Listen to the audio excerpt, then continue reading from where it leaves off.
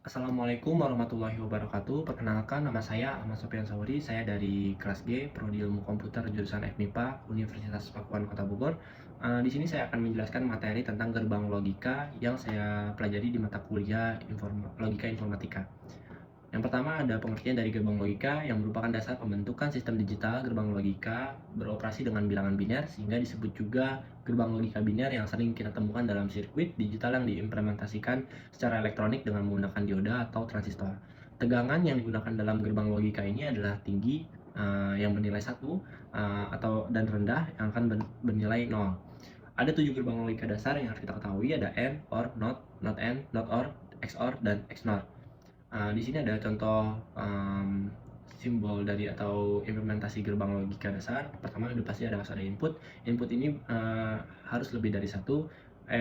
Untuk yang satu biasanya untuk not saja, sisanya minimal 2 atau lebih. Untuk gerbang logikanya nanti kita menggunakan apa? Misalkan AND, OR, NOT atau NOT AND, NOT OR, XOR atau XNOR.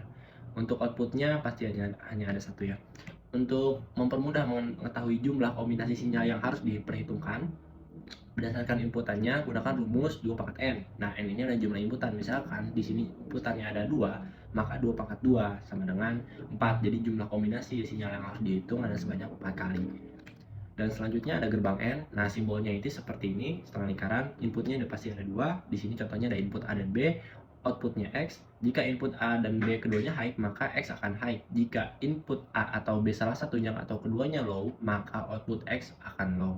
Jadi untuk menghasilkan output yang true atau high atau bernilai 1, itu keduanya harus memiliki nilai 1 atau keduanya harus high. Jika salah satunya bernilai false atau 0, maka outputnya juga akan 0. Di sini ada gerbang N dengan banyak input, hampir sama seperti sebelumnya, hanya saja kombinasinya saja lebih banyak. Di sini ada contohnya ada 4 inputan, otomatis 2 pangkat 4, yang artinya ada 16 kombinasi yang harus kita cari. Sama seperti tadi, untuk menghasilkan true, maka inputannya semua harus true. Jika salah satunya sudah false, maka outputnya akan false.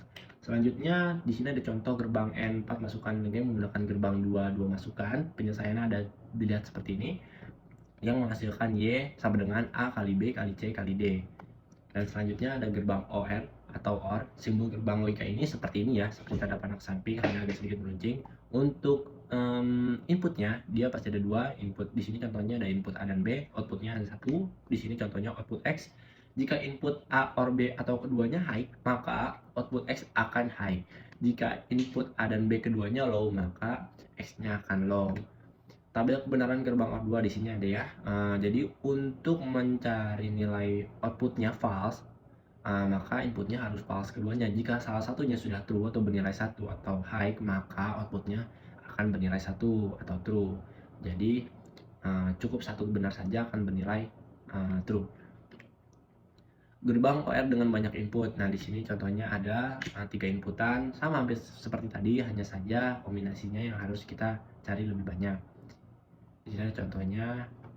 Selanjutnya ada contoh bagaimana cara mengaplikasikan gerbang OR 4 masukan dengan menggunakan gerbang OR 2 masukan. Jadi di sini ada 4 A, B, C, D. Nah, pertama bisa menggunakan dengan cara AB dulu ditambahkan nanti menjadi Y1, Y2 ditambahkan dengan C menjadi Y2, dan Y2 ditambahkan dengan D menjadi Y3. Di sini juga bisa dengan cara AB dulu terlebih dahulu nanti menjadi Y1, CD ditambahkan terlebih dahulu menjadi Y2, nanti Y1 ditambahkan menjadi Y2.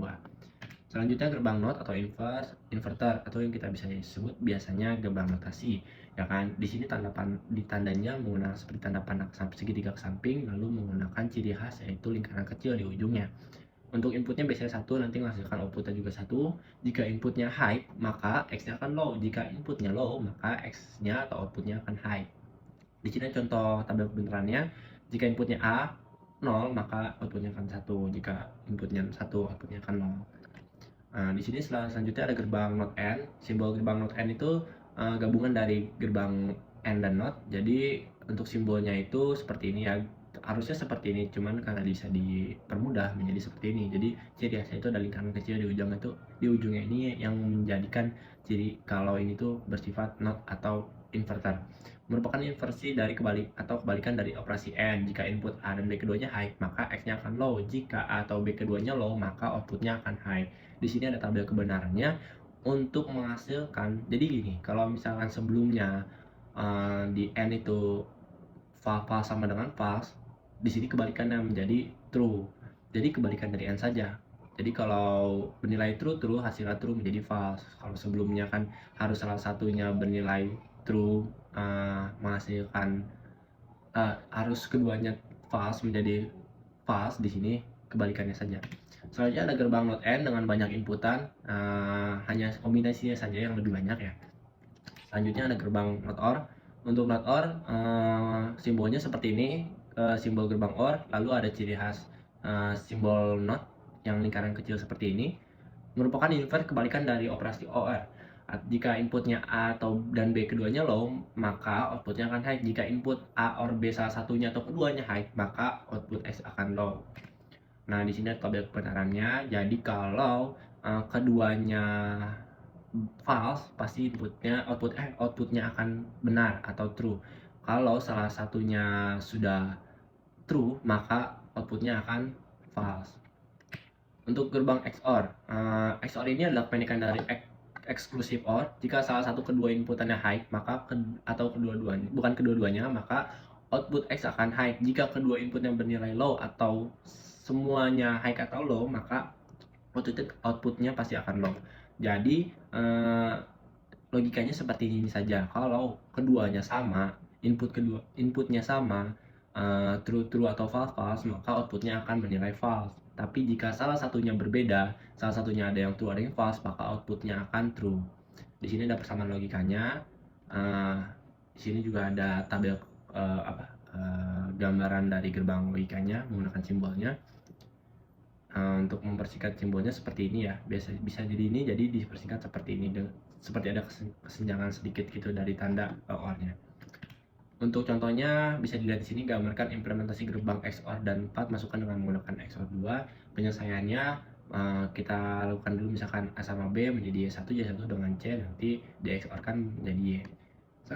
Sama seperti A, B juga dengan menggunakan 4. Kalau misalkan pertama AB dulu menjadi Y1, nanti sama dengan C menjadi Y2, Y2 dengan D menjadi Y. Selanjutnya ada gerbang XNOR.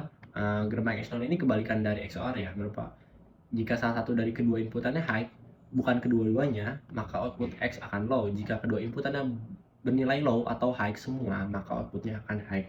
Jadi ciri khas ini atau logikanya ini seperti ini sini saja. Kalau keduanya sama untuk XNOR ini, atau inputnya semuanya sama, maka outputnya akan bernilai true. Tapi kalau salah satunya sudah berbeda, maka outputnya sudah dipastikan bernilai false. Seperti itu. Ini untuk gerbang kebenaran gerbang logikanya, gambar seperti ini, dipersingkat seperti ini dengan menandakan tanda not di ujungnya, selingkaran kecil seperti ini.